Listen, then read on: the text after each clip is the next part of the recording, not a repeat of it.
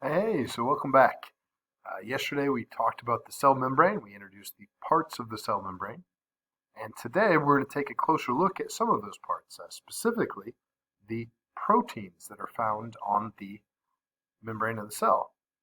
One of the jobs that those proteins have is identification of the cell or identification of neighboring cells. And again, we're going to take a look at a very specific type of cell identification. So first of all, a couple of key terms here, antibodies and antigens. So blood types, you've probably heard of blood types, ABO blood types, are all based on the proteins on the surface of red blood cells. And that's what RBC stands for, is red blood cells. Now what blood type you have is all determined by what type of antigen, which is a special type of protein found on the surface of the cell. So whatever antigen you have, that's what blood type you have.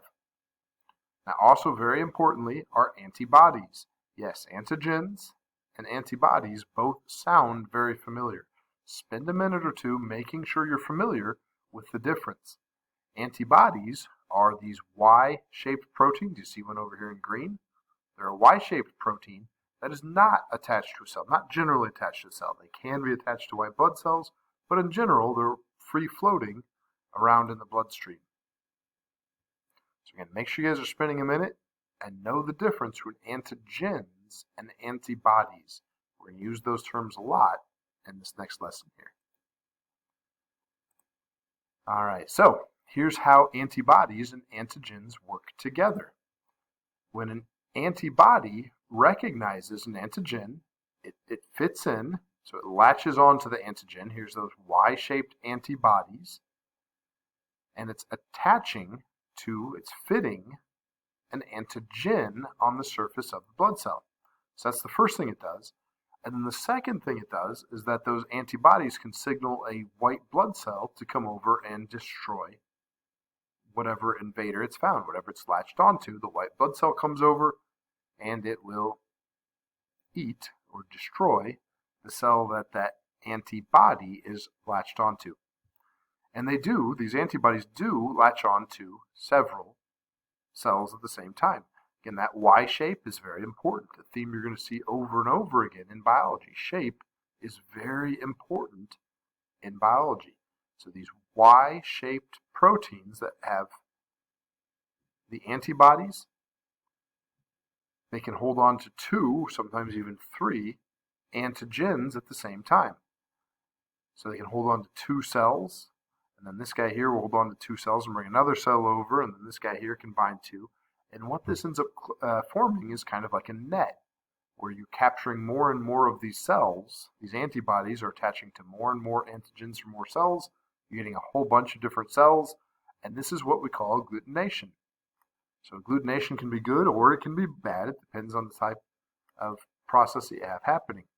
For instance, if these red cells were bacteria and they were attacking your body, they were causing you to get sick, you would want your antibodies to keep them all in the exact same spot. You'd want the antibodies to kind of form that net and clump them all together so that only a couple of white blood cells would be needed to come over and kill those invading bacteria cells. So that would be a good reason for agglutination. In blood, it's not so good. We oftentimes call these blood clots when it happens in blood, and that's not so good. They can lead to heart attacks and strokes. Not a good thing to have agglutination occurring in your blood. So ABO blood types, as I mentioned before, your blood type is determined by the type of antigen found on the surface of your blood, on the plasma membrane of your blood cell. If you're a type A blood, that means you have the type A antigen. If you're type B blood, that means you have the type B antigen. You can see here that shape is a little bit different. These aren't accurate shapes necessarily, they're just built this way to kind of illustrate the difference, a circular antigen versus a triangular antigen. There's also type AB blood, and guess what? AB blood has both A and B antigens. And then finally, there's also type O blood. You can think of the O as like a 0 because type O people have neither the A or the B antigens, like their blood cells are naked. All right, those antibodies are really important.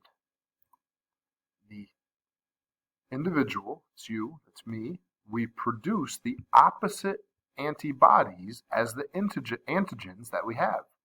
So if you have type A blood, that means you have the A antigen, that means you produce a anti-B antibody, the B antibodies. So the opposite, if you have type A blood, you make anti-B bodies. If you have type B blood, you make the A antibody, again, the opposite of what you have. If you have type AB blood, that means you have both antigens, you make no antibodies. And if you have type O blood, where you have neither A nor B antigens, then you make both A and B antibodies.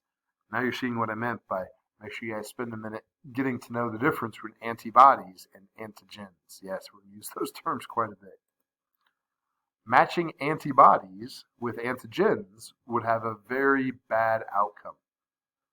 If this antibody matched up with that antigen, it would basically identify it as a foreign invader, and it would start that agglutination process, and your blood would start clumping, and would probably lead to death. So you want to make sure that your antibodies do not match your antigens. And that's really important when we get to blood transfusions. So in hospitals, having blood on hand is a commodity. If you haven't seen commercials where the Red Cross is asking for blood donors, you probably will sometime. By the time you're 18, you can donate blood. It's always a good thing to do. Patients lose blood in the hospitals from accidents or from surgery, and we need to replace that blood with donated blood. But it's very, very important when you're working in a hospital that you make sure you pay attention to the blood that you have and the blood that your patient has. And the reason for that is only certain types of blood match up with certain types of patients. So when we donate blood from a donor to a patient, that process is called a blood transfusion. Again, it's very important, imperative, that the blood donor have the same type of blood as the patient. So for instance here, if you have type A blood, so we can think about that. Type A blood would mean you have the A antigens on your blood. You cannot donate your blood to a type B patient. The type B patient would have the A antibodies. We make the opposite antibodies as the type of blood you have. So a type B patient would have A antibodies, and if they received type A blood, those antibodies would attach to the type A blood, and that would result in the clotting, the agglutination, and probably death. You'd probably end up having a stroke or a heart attack, and it wouldn't be good. So if you're ever working in a hospital, you have to pay very close attention to what type of blood the patient has and what type of blood the donor has.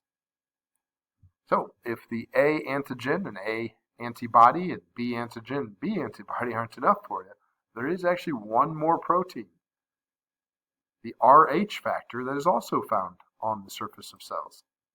So we have the Rh factor. If you have the Rh factor, so that means you have the antigen, you have the protein, you're what's known as positive. So AB positive would mean they have all the antigens. They have the A antigen, they have the B antigen, and they have the Rh factor. So you have all three antigens if you have AB positive blood. People who are negative, Rh negative, means they lack the Rh factor. So here's an AB negative person. They have the A antigen and the B antigen, but they're negative for the Rh factor. They do not have the Rh factor. So three different types of antigens blood can have found on the surface of the blood.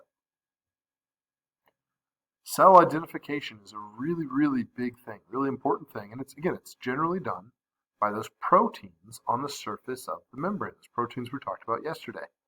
Today we learned that they're called antigens, and ABO blood types are really just one type of cell identification. Your immune system uses antibodies to recognize the antigens on invading cells or even viruses. That's how we know if we've been infected and if we're sick. If a cell is in us that doesn't belong in us, it's our antibodies that recognize that with antigens. So I don't know if you guys remember the H1N1 flu from about 10 years ago. That was kind of the big virus before the big virus. Well, the whole name for H1N1 is from the antigens found on the flu surface. So it had N antigens and it had H antigens. So it was the H1N1. So the H1 and the N1 are the antigens found on the surface of that strain of flu. Oftentimes when you have a vaccine, that vaccine is obviously in the news a lot today.